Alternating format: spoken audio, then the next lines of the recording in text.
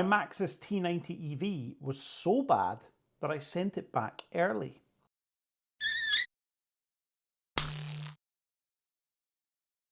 You've probably been wondering why you haven't seen any updates on the Maxus T90EV for a while. So let me tell you the story. For those of you that are watching the channel for the first time, in December 2023, I ordered a Maxus T90EV electric pickup truck on a £99 a month lease deal. Yes, that's right. And it was delivered the following February. Seemingly too cheap to pass up on, it was certainly an awful lot of truck for the money, at nearly 2 metres wide and 5.4 metres long. The lease was due to end later this month, and since it was just a 12-month term, but the truck was so awful that I actually sent it back at the start of December. I wanted to like it. Let's be clear about that. Obviously, it was so impossibly cheap and actually relatively capable as far as vehicles go. And the value is really, really hard to deny. You just can't get your hands on anything newish for that kind of money. £99 a month. I mean, second-hand cars on any kind of finance arrangement are going to cost you much more than that, never mind brand new ones. An 89 kilowatt hour electric truck that can carry a ton in the back, it seems like inconceivable value for money, even if you overlook some of its shortcomings. Now, I know a lot of people have these still and actually quite like them. And if you're one of those people and you love your truck, that's absolutely great.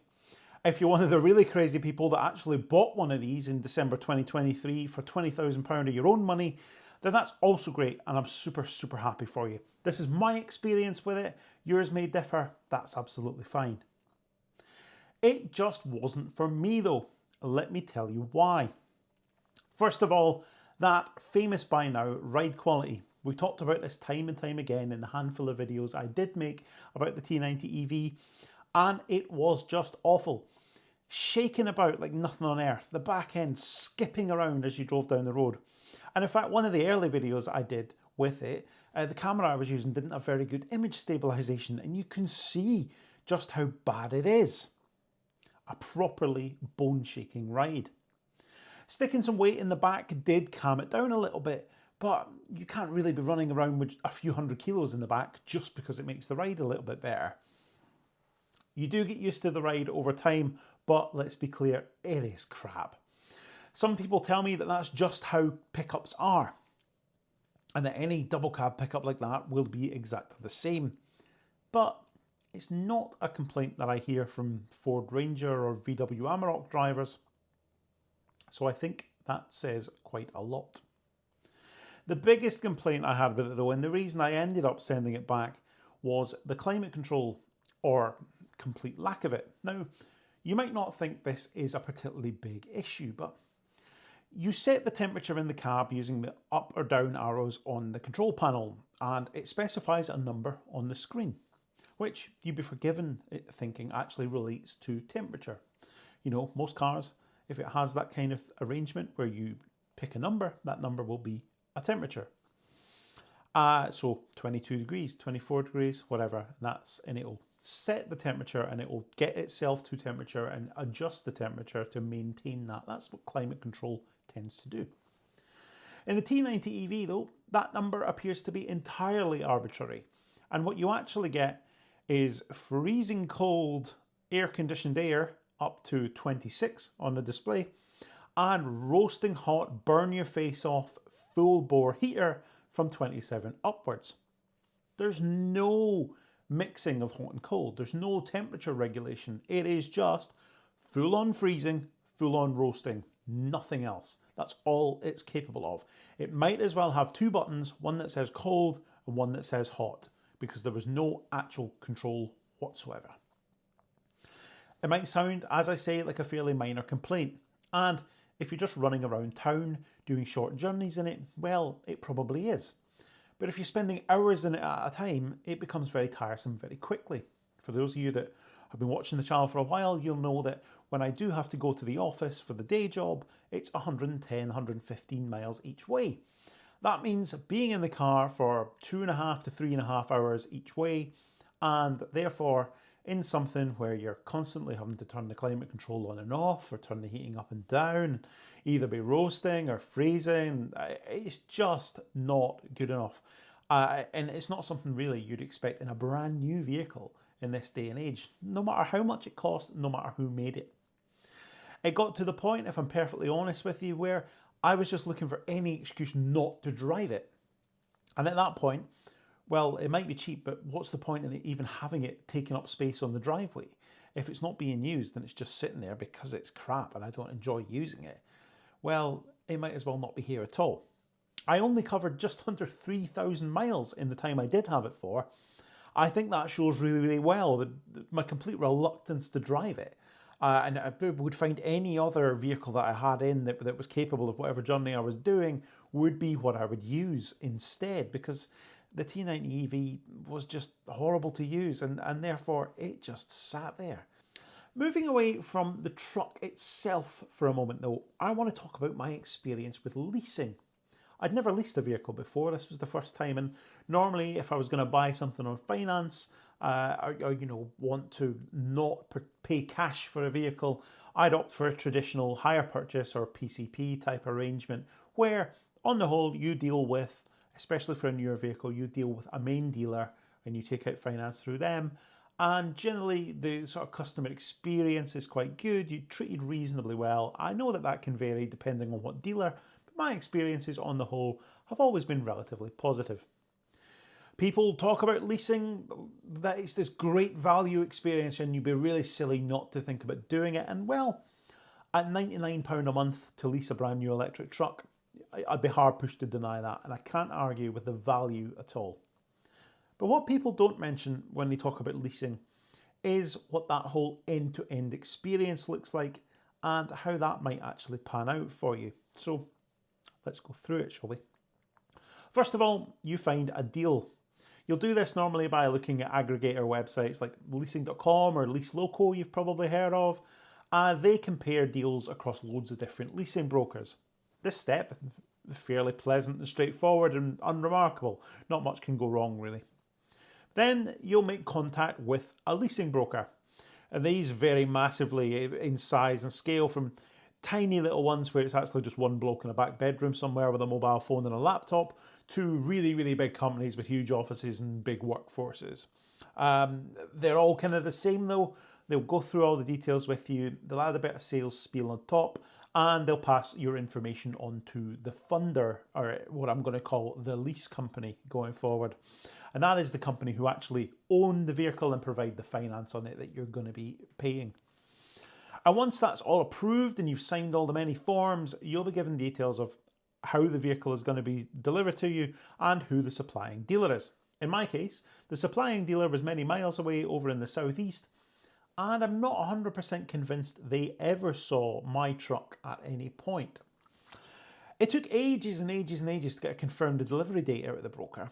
Chasing them, finding out what was going on. The contact wasn't brilliant. They'd had an influx of orders for these though, admittedly. Offer something at such a low price and you're going to get bombarded with interest. And eventually a delivery date is confirmed and the truck is driven to me directly by a trade plate driver from the docks in Bristol.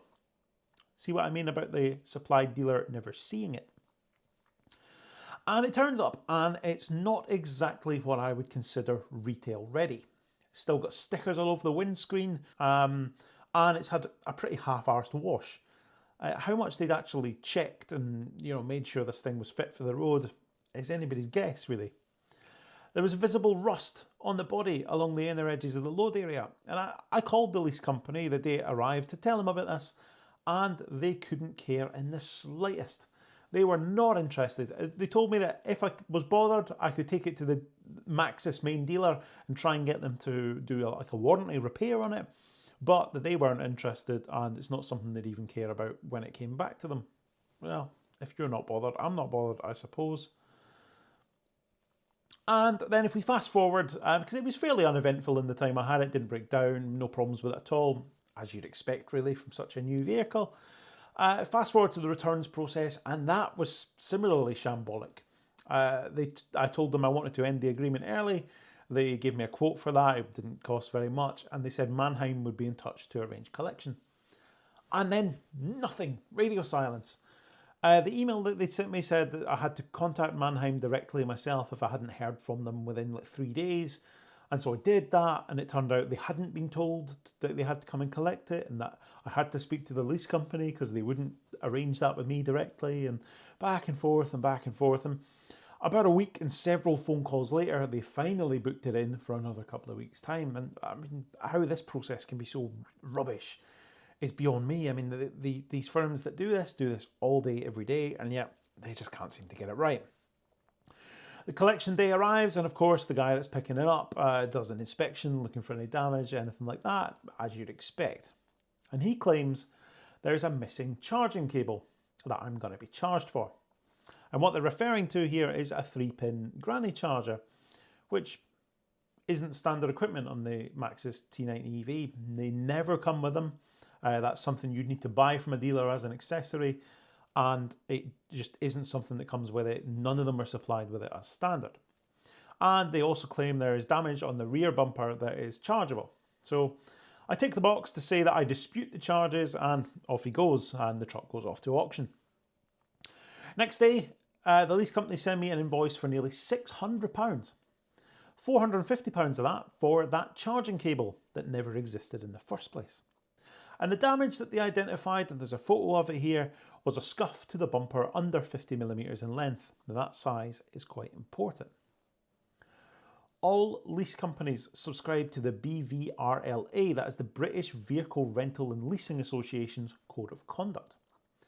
This outlines fair wear and tear in a set of guidelines, and there's a different set of guidelines for cars to light commercial vehicles, which the T90EV, being a pickup truck, is.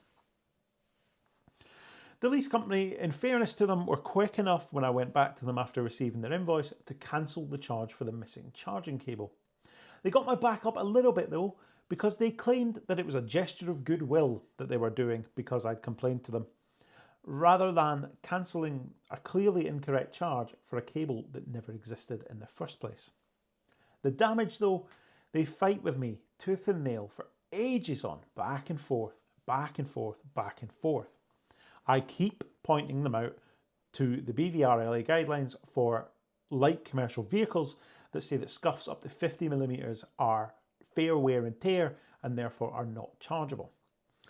And they're on about having to go to arbitration and all this stuff, but eventually they concede and they waive the charges. But the whole process is just awful, and I can't help but think it's set up as a revenue stream for them, because some people won't dispute the invoice, they'll just pay it, and actually they collect it from you by direct debit if you don't step in and dispute it.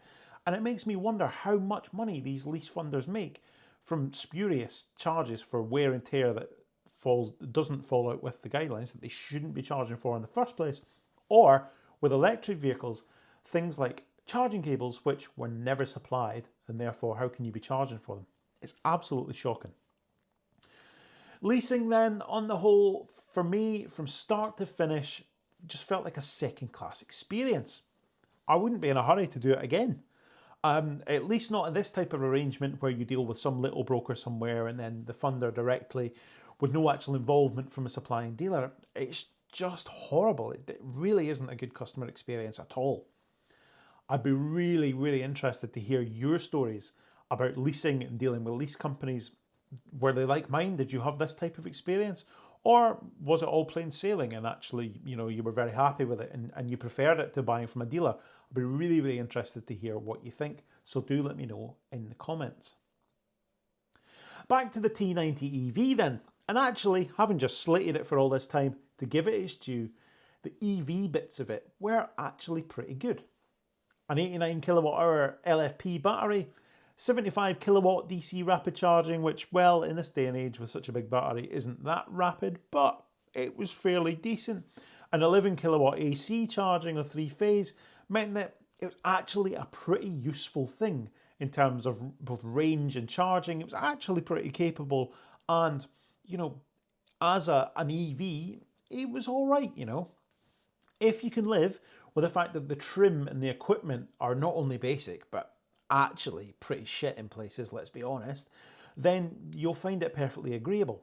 I think maybe if you've got something really knackered at the moment, if you've got an old diesel pickup that's been battered on a farm and it, you know, barely anything works anymore and it's really rough inside and out anyway, it's not going to feel like a step down. It'll actually feel like a massive upgrade for you. And it was really, really nice driving, you know, a pickup truck with a nice, silent, smooth electric drivetrain. It was really good in that regard. It did everything I asked of it in the time I had it, to be fair, apart from create a comfortable cabin. And that included doing some towing and stuff like that. And in fact, that's how the rear bumper got damaged, was because I clarted it with a trailer. It was, you know, really decent for putting to work. And therefore, maybe some of my issues with this actually are getting a commercial vehicle and then trying to use it like it's a car. That might well actually be my expectations that need to adjust a little bit. But all in all, it wasn't that much of a problem. And if you're interested in one, you shouldn't need to part with loads of money to get yourself into one either. There are hundreds and hundreds of these about to hit the used market as all these leases come to an end. There were 12, 18 and 24-month terms, and so there's going to be a really steady stream of these appearing secondhand very, very shortly. As far as I know, over 900 of them were registered in December 2023, and an awful lot of those are going to hit the used market. The last time I checked, my one wasn't quite getting to its £18,800 reserve at auction, so I think prices are definitely going to fall as that supply increases. At 15 grand or maybe even less, I can see plenty of people opting for these if they just want a workhorse that they can put through its paces. I don't know what the mechanical longevity will be like in practice. There was a bit of a squealing noise coming from the back axle of mine sometimes. We're just driving down the road slowly, it's like squealing away, and that didn't sound good, but perhaps that was more from lack of use than anything. I never cared enough to put it into a dealer to get them to look at it, but definitely something I noticed, like a kind of high-pitched kind of rubbing noise. And yeah, maybe they're not the most robust things, but if you get one and actually use it rather than it sitting on the drive most of the time, things like that probably don't happen as often. But that's all from this video, really, drawing a line under my time with the Maxus T90EV electric pickup truck. Would I have another one? Maybe, if it was really, really cheap. At the current prices they're available for, no, I wouldn't really be interested at all. But once you can buy one of these for like 5 or 6 grand, well, yeah, it's a pretty useful thing, I suppose. I'm excited to see what its replacement, the Maxus E-Tron 9, is like. It looks like a much more modern vehicle in its design and construction, and it addresses quite a few of the things the T90EV completely misses the mark on. It has 4-wheel drive, for one thing. And of course, at the moment, they are a ridiculous amount of money. 50, 60 grand, just like the T90EV's list price is absolutely out of this world, and nobody would ever pay that. But you never know, there might be some £100 a month leases just around the corner when nobody decides they want them either. But that's it for this video. Thank you so much for watching. I'll see you next time.